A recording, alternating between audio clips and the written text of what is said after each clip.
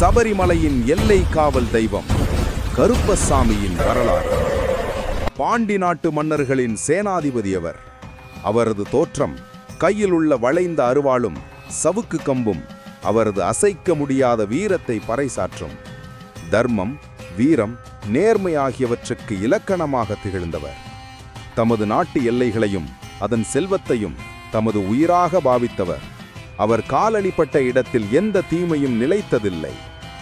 அப்படிப்பட்ட வீரன் வாழ்ந்த காலத்தில்தான் தர்மத்தை நிலைநாட்ட அவதரித்த மணிகண்டன் புலிப்பால் கொண்டு வரும் தமது அவதார பயணத்தில் ஒரு காட்சியை காண்கிறார்.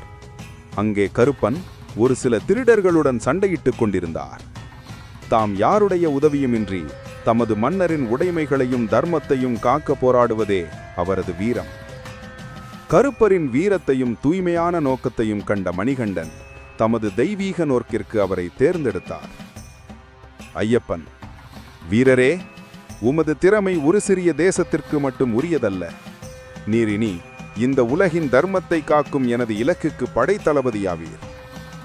ஐயப்பனின் தெய்வீக அழைப்பை கண்ட கருப்பரும் முழு மனதுடன் அவரது கட்டளைக்கு கட்டுப்பட்டு அவரது பக்தராக மாறினார்.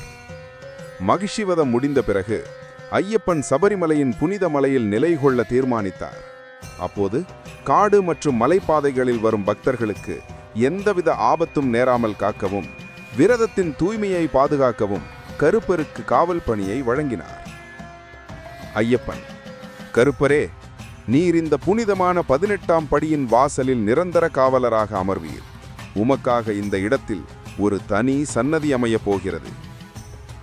அந்த 18ஆம் படிகள் வெறும் படிகள் அல்ல, அது நம் மனித வாழ்க்கையின் தத்துவத்தை பிரதிபலிக்கிறது.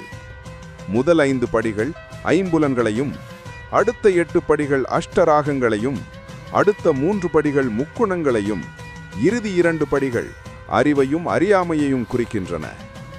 மேலும் இந்த படிகள் 18 மலை தெய்வங்களின் ஆற்றலையும் சுமந்து நிற்கின்றன.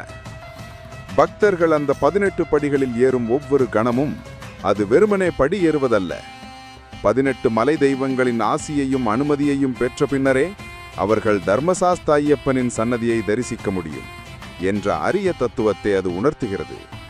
இந்த அத்தனை புனித தன்மையையும் காக்கும் பொறுப்பையே கருப்பரிடம் ஐயப்பன் ஒப்படைத்தார். அன்றிலிருந்து ஒரு நாட்டின் தளபதியாக இருந்த கருப்பர் இன்று பல்லாயிரம் கோடி பக்தர்களின் துணைவரானார். ஐயப்பன் சன்னதிக்கு வருபவர்கள் காட்டிலும் மலையிலும் தனியே இல்லை. கருப்பரை அவர்களுக்கு வெளிச்சமாகவும் காவலராகவும் வழிகாட்டியாகவும் வருகிறார். சபரிமலைக்கு செல்லும் ஒவ்வொரு பக்தரின் இருமுடி பயணத்திலும் அவர் ஒரு கண்ணுக்கு தெரியாத துணையாக இருக்கிறார். ஆம், சபரிமலையில் வீற்றிருக்கும் அந்த வீர தளபதி வெறும் படிக்காவலர் மட்டுமல்ல, நம் அச்சம், பாவம், அறியாமை ஆகியவற்றை உடைக்கும் சக்தி கொண்ட தெய்வம். அருவாளும் சவுக்கு கம்பும் ஏந்திய அவர் தமது வீரத்தை கொண்டு இன்றும் பக்தர்களை காத்து நிற்கிறார்.